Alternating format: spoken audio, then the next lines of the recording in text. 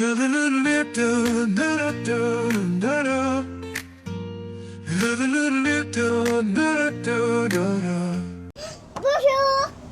à tous. Bonjour à tous.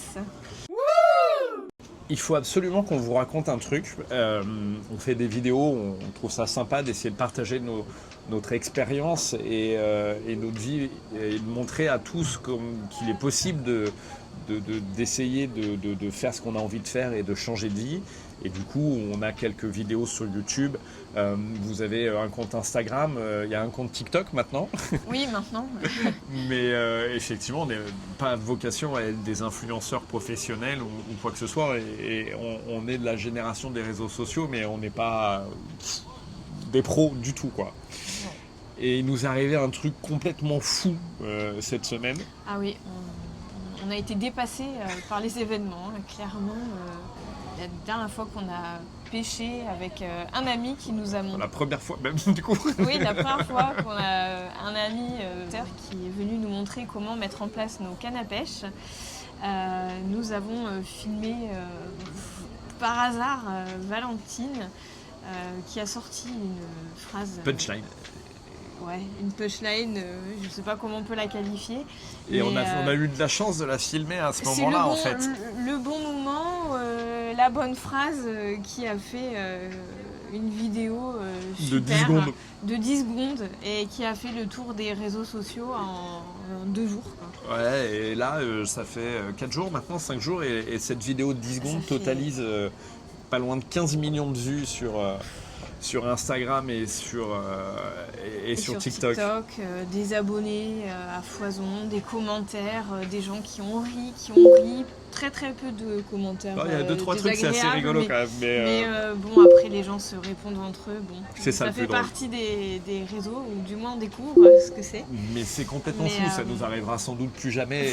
Et tant mieux, parce dingue. qu'en fait, en vrai, on a passé une semaine à peu près... chaotique. Ouais. On a voulu répondre à tout le monde, liker tout le monde et tout. Et en fait, ça met... ouais. On a usant, passé quoi. notre vie à ça, on était collés aux écrans.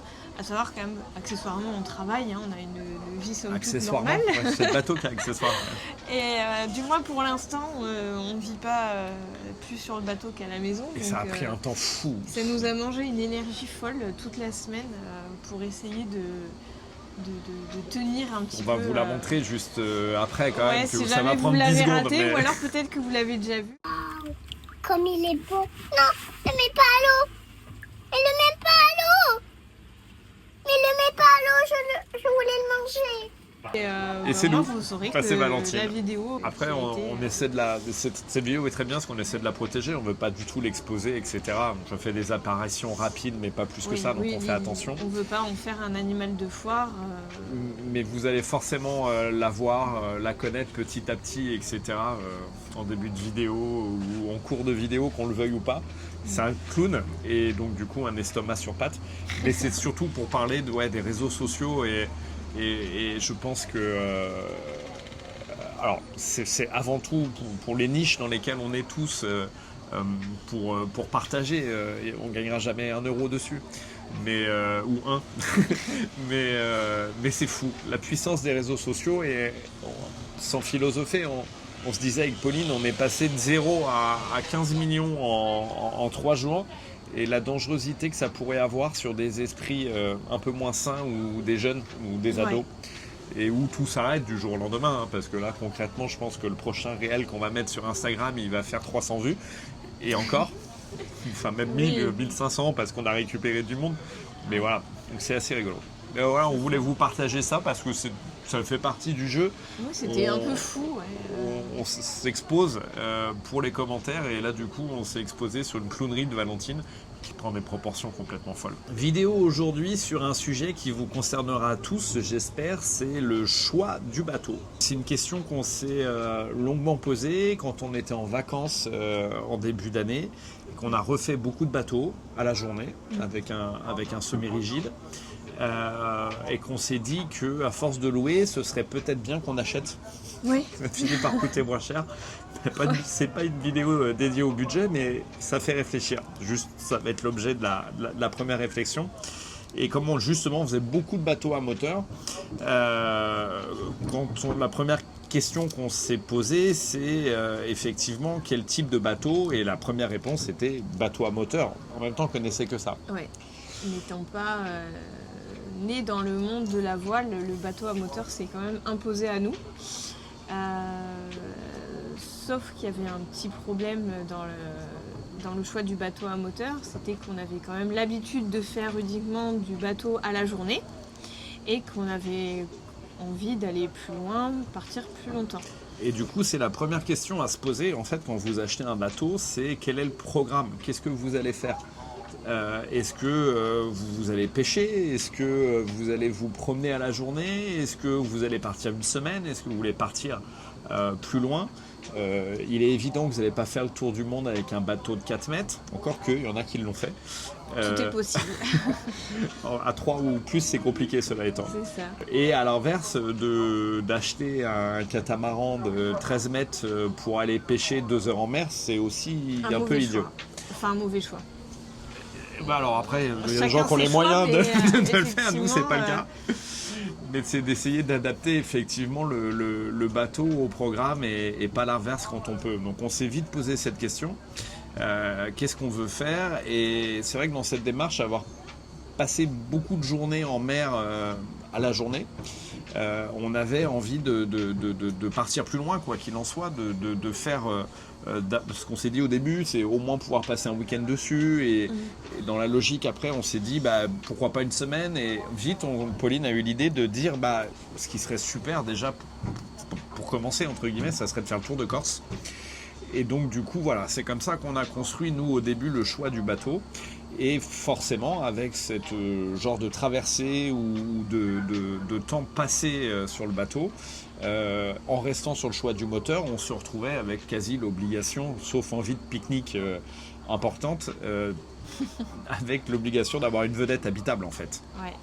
Et qui dit bateau plus grand, dit bateau plus gros moteur et une grosse consommation de gazole aussi. Donc ça, faut bien le prendre en compte parce que le prix du plein grimpe très vite, ou peut grimper très vite. Tour de Corse, on avait regardé et c'est là où on s'est un petit peu affolé. On était aux alentours de 10 000 € à la louche, à la grosse louche. Au départ de Canet, en allant par Porquerolles, en prenant le temps et en partant. Là, ça frôlait un peu le... C'est plus tenable financièrement, parce que le bateau est cher. C'est pas du tout écologique non plus. Il y a à peu près rien qu'allait en fait. Donc on a vite écarté le choix du bateau en moteur en se disant qu'est-ce qu'il y a de moins cher. Bon, les bateaux électriques n'ayant pas encore assez d'autonomie pour faire ce qu'on voulait faire, il restait le vent, et gratuit. Ah oui, le vent, effectivement. Il y avait un côté économique, c'est certain, on ne peut pas le nier. Et il y avait aussi un peu plus de sens à l'achat d'un bateau, d'un voilier, au niveau écologique, le fait d'être sur la mer et de moins ou peu polluer. Bon, il nous arrive de mettre les moteurs sur Alaouti, mais... Bien sûr, on n'a pas sorti les rames encore, mais c'est vrai que ça donne un peu plus de sens à nos voyages, nos sorties. Et on a 2 moteurs de 45 chevaux qui consomment 3 litres à l'heure. Ah oui. Et évidemment les voiles, donc du coup c'est pas tout à fait le même truc. Et c'est la réflexion aussi qu'on s'était faite, c'était le début du déclic, en disant on va voyager, on verra jusqu'où ça va nous mener, mais on va prendre le temps. Le problème du bateau à moteur, comme on l'avait vécu, en plus c'était de la location, donc on allait très très vite à un endroit, c'est vrai, et du coup on profitait de la journée et après on rentrait très très vite. Et on s'est dit, alors on n'est pas fan de ski nautique, on fait pas de la bouée tous les jours, Valentine est trop petite pour le faire, alors des fois ça nous arrangerait qu'elle soit accrochée sur une bouée derrière, mais... On peut, mais bon... Mais c'est vrai que du coup, c'est pas du tout dans l'envie qu'on avait à ce moment-là de pouvoir prendre le temps. Et c'est vrai que tout s'est aligné un petit peu comme ça, en se disant, en fait, on a le temps, on a envie de prendre le temps, on prendra le temps qu'il faut pour aller où on veut et on ira un peu où on peut aussi. Et du coup, on s'est dirigé vers la voile assez vite en se disant que ça correspondait à ce qu'on avait envie de faire et ce qu'on était déjà en train de construire. Ouais. Donc une fois qu'on a sélectionné le voilier, la question était de savoir quel type de voilier. Il y a les monocoques, il y a les catamarans, c'est les deux grandes familles. Il y a des sous-familles sur les monocoques. Sur les multicoques, en général, en plaisance, c'est des catamarans. Et après, bon, il y a la question de la taille. Mais là, une fois encore, sans parler de budget, on est vite restreint par le portefeuille. Et donc, du coup, il faut choisir aussi avec tout ça. C'est certain que ça va très vite. On s'est quand même d'abord documenté sur le monocoque. C'était le premier choix le plus évident parce que en regardant petit à petit, en construisant la réflexion et sans avoir vu de monocoque, hein, j'avais acheté des revues, etc. quand on était encore en vacances. Et c'est quand on a plus de 40 ans, le premier réflexe c'est d'aller acheter Voile Magazine. Ouais. Mais évidemment les monocoques, en commençant à regarder sur des petits monocoques qui font 10 mètres, pour le coup c'est sûr que c'est le moins onéreux et le plus accessible. Donc la première réflexion raisonnable c'était de se dire pourquoi pas le monocoque, et on a commencé à discuter autour du monocoque. J'ai montré Voile Magazine à Pauline avec les monocoques en photo. Il y a des trucs qui sont mignons, hein. C'est mignon tout plein. L'objet en lui-même, le monocoque, c'est un bel objet, c'est magnifique. Après, c'est vrai qu'en se documentant... Et là, on a regardé les vidéos YouTube. Ouais, le plus on a possible. commencé à regarder plein de vidéos pour essayer d'emmagasiner le plus d'informations et pouvoir faire un choix éclairé. On s'est vite rendu compte qu'en fait, c'était sportif, en fait. Alors, j'aime bien aussi mon confort, donc je suis prête à faire plein de sacrifices et j'aime bien l'aventure, j'aime bien le côté sportif mais j'aime bien aussi avoir un peu de confort à bord. Donc il fallait trouver le meilleur compromis dans tout ça. Et ne pas oublier qu'on avait Valentine, 4 ans, avec nous, qui est quand même un point important pour pouvoir vivre à 3 et pour pouvoir être en sécurité, quoi. Et c'est vrai que le monocoque est un objet magnifique. Moi, je trouve l'objet splendide. Ouais. Après plusieurs études de marché et de produits et de comparatifs, pour avoir un bateau qui allie à la fois un peu de confort, de l'espace qui est aussi sécurisant par rapport à Valentine, 4 ans. Sur les monocoques, c'est vrai qu'il n'y a quand même pas beaucoup de place. Nous, elle est quand même assez énergique, ça reste notamment une enfant. Des circulations en fait sur le pont. On est vite sur les filières. Donc il y a plein de familles qui font le tour du monde avec 3 enfants à bord sur un monocoque. Ils n'ont pas de soucis, je crois. Personne n'est tombé à l'eau. Mais voilà. C'est vrai que moi, même s'il y a de la sécurité, les gilets, les filières, il y a tout, ça manquait d'espace de passage. On est où dans le carré, à l'extérieur, au niveau des barres, ou alors on est sur le passage des filières et il n'y a pas beaucoup de place. Bonjour madame. Et donc du coup, effectivement, la preuve, on a besoin, avec une petite fille de 4 ans, qu'elle puisse circuler librement. Et alors, on peut tout à fait voyager en sécurité avec un monocoque, hein, c'est pas ce qu'on veut dire, mais c'est plus facile de se mettre en sécurité sur un catamaran, notamment avec une petite fille, sur un monocoque. Donc du coup, on s'est rendu compte que le monocoque de nos rêves était très grand. C'était des combien de pieds? Ouais, j'avais parlé en mètres, il fallait 18-20 mètres en fait. C'était trop gros pour démarrer en voile. Ouais, c'était beaucoup trop impressionnant. Cher. Beaucoup trop cher aussi, ou très très cher, ouais. Et très joli, hein, c'est pas le sujet, mais en plus extrêmement difficile, pour ne pas dire impossible à manœuvrer avec un équipage réduit où au final je suis le seul skipper à bord, entre guillemets. Pauline me donne un grand coup de main, mais sur des voiliers de cette taille-là, à 1,5, puisque l'autre demi de Pauline s'occupe de Valentine, c'était vraiment trop compliqué. Donc on a commencé à regarder les catamarans de 11-12 mètres pour pouvoir effectivement récupérer quelque chose sur lequel on avait le volume espéré, de plein pied. La stabilité. aussi. Et effectivement, le gros avantage du catamaran, ce qui a aussi été décisif pour nous, Pauline parlait du confort tout à l'heure, les bateaux type catamaran sont beaucoup plus stables. Beaucoup plus stable en mer puisque ça ne gîte pas, beaucoup plus stable aussi au mouillage et du coup on a un bateau qui est beaucoup plus confortable sur lequel on se met en sécurité beaucoup plus aisément. Le fait de pouvoir travailler et de passer son temps de plein pied était aussi un truc très agréable. Dans la journée, on passe notre temps dans le cockpit ou dans le carré, tout est au même niveau. Les catamarans maintenant sont extrêmement vitrés, donc on peut voir Valentine tout le tour peu importe où on est, on voit Valentine c'est vrai que tout le temps. C'est un gros avantage. On a vu sur tout le bateau, on ne se sent pas enfermé dans la coque. Mais ça, encore une fois, c'est un choix personnel et c'est par contre quelque chose qui nous convient tout à fait. Donc c'est tous ces éléments-là qui nous ont permis au final de chercher des catamarans et on s'est vite orienté sur l'occasion au final parce que, encore une fois, en termes de budget, les catamarans neufs étaient parfaitement inaccessibles. Donc Walla Outil, on peut en parler rapidement.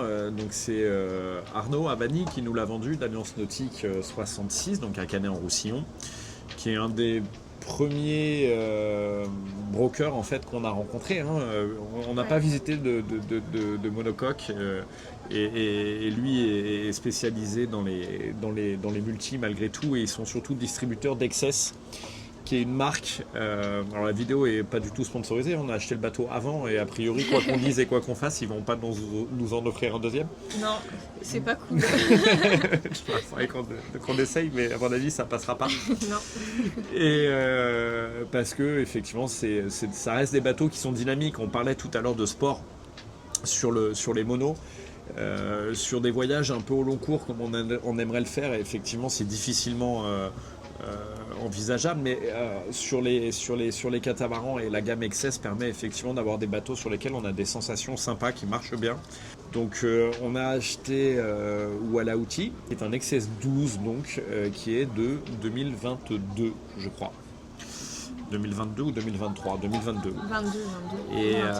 Et ce qui nous a permis d'acheter un catamaran avec un budget somme toute raisonnable, ou en tout cas 2 fois inférieur au prix d'un bateau neuf, ce qui nous permettait de le faire avec une reprise de LOA du propriétaire précédent. Et qui nous permettait de mettre le pied en fait dans le bateau. Et puis après on verra. Ça nous a permis de découvrir et de vérifier qu'on adorait ça, que ça correspond pleinement à ce qu'on a envie de faire demain et potentiellement peut-être changer pour plus grand. Ça donne envie de plus grand. De plus grand et de plus neuf, et ça sera un autre projet. On n'en sera pas comme on l'est aujourd'hui. Potentiellement on n'aura pas la même maison, ça sera potentiellement l'étape d'après. Je pense que ce qu'il y a à retenir, c'est ça, c'est le budget est extrêmement important, mais le projet aussi. Il est tout autant. Si vous fixez, alors évidemment le choix du bateau est forcément induit par le budget, mais j'ose dire, même si c'est un peu facile à dire, qu'il ne faut pas acheter trop tôt un bateau sur lequel vous n'auriez pas le budget ou le choix escompté. Vous risqueriez d'être déçu et de jamais pouvoir vraiment vivre ce que vous avez envie après. Si jamais, en inventant des chiffres, le bateau qu'il vous faut pour pouvoir faire ce que vous avez envie de faire coûtait 15 000 euros et que vous n'avez que 10 000 euros, plutôt que d'absolument acheter un bateau à 10 000 euros, attendez d'avoir la possibilité d'acheter un bateau à 15 000 pour avoir le bateau qui correspond à vos attentes et qui correspond à votre projet. Sinon, ça risque de créer de la frustration, de la déception. Vous risqueriez de passer à côté de votre projet et de faire ce qu'il a envie de faire. En plus, effectivement, il faut éviter d'acheter et de revendre des bateaux, même s'ils sont d'occasion. Ce pas des maisons. Et oui, il y a une perte de valeur. Ça déprécie. Tout, hein. Et d'acheter un bateau que vous revendriez un an après, sauf cas très exceptionnel, pour pouvoir acheter celui que vous auriez dû acheter la première fois, vous allez perdre de l'argent. Donc c'est notre façon de faire à nous. On a des conseils à donner à personne, mais c'est comme ça qu'on a... Oui, c'était simplement pour faire un partage d'expérience. Qu'on a fait. Comment en fait on a sélectionné Voilà Outils. Pourquoi on en est arrivé là. À très vite.